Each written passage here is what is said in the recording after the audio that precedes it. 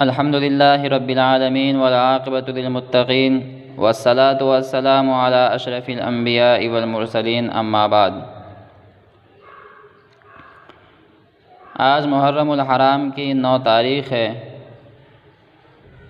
اور یہودی لوگ محرم الحرام کی 10 تاریخ کو روزہ رکھتے تھے، تو آپ علیہ الصلاۃ والسلام نے ارشاد فرمایا کہ اگر میں زندہ رہا تو اگلے سال انشاءاللہ میں بھی روزے رکھوں گا محرم کے۔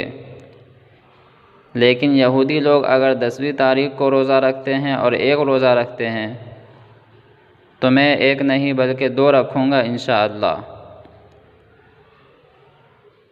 تاکہ یہودی کے ساتھ مشابہت نہ ہو جائے۔ اب چونکہ یہودی لوگ محرم الحرام کی 10 تاریخ کو روزہ نہیں رکھتے ہیں، تو جو لوگ صرف ایک ہی روزہ رکھے، اگر محرم الحرام کی 10 تاریخ کا ہی صرف روزہ رکھیں تو بھی کوئی حرج نہیں ہے، بالکل درست ہے۔ اس روزے کی فضیلت کیا ہے؟ آپ علیہ الصلاۃ والسلام نے ارشاد فرمایا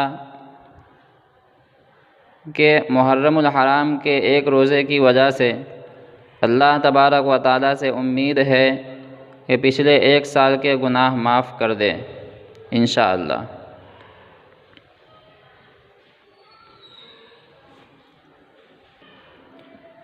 اب 2 روزہ کس طرح رکھیں؟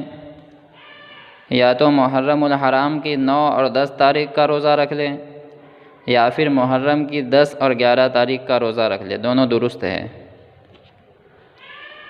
اور اگر کوئی شخص محرم کی پہلی تاریخ سے لے کر 10 تاریخ تک یعنی 1 سے 10 روزے رکھنے چاہے تو بھی کوئی حرج نہیں ہے، اس کا ثواب ہے۔ یا پھر 10 سے 20 رکھے یا 21 سے 30 رکھے تو بھی کوئی حرج نہیں ہے، بالکل درست ہے۔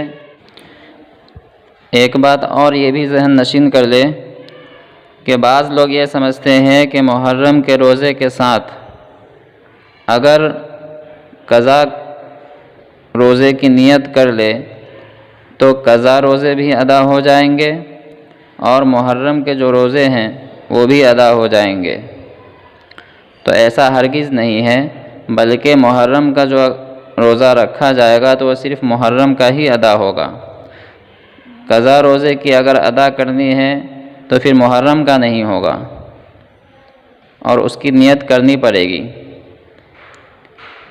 تو یہ بات بھی یاد رکھیں کہ محرم کے روزے کے ساتھ دوسرے روزے کی نیت کرنے سے یعنی قضا روزے کی نیت کرنے سے قضا ادا نہیں ہوتا ہے۔ ایک بات اور بھی ہے کہ معزز مہینے جو ہیں وہ 4 ہیں: ذی القعدہ، ذی الحجہ، محرم الحرام اور رجب المرجب۔ ان 4 مہینوں میں رمضان کے بعد ان 4 مہینوں میں جو نیک اعمال کیے جائیں گے تو اللہ تبارک و تعالیٰ ان نیک کاموں کا بدلہ بڑھا کر کے دے گا۔ تو اسی طرح اگر ہم گناہ کرتے ہیں یا کوئی غلط کام کرتے ہیں تو ہو سکتا ہے کہ اس گناہ کا جو سزا ہے، اس گناہ کی جو سزا ہے وہ اللہ تعالیٰ کہیں بڑھا کر نہ دے۔ اس وجہ سے اپنے آپ پر کنٹرول کریں اور غلط چیزوں سے بچنے کی کوشش کریں۔ اللہ تبارک و تعالیٰ ہم سب کو صحیح راہ پر چلنے کی توفیق عطا فرمائے اور دین کو صحیح سمجھ کر صحیح عمل کرنے کی توفیق عطا فرمائے۔ آمین۔ وآخر دعوانا ان الحمد للہ رب العالمین۔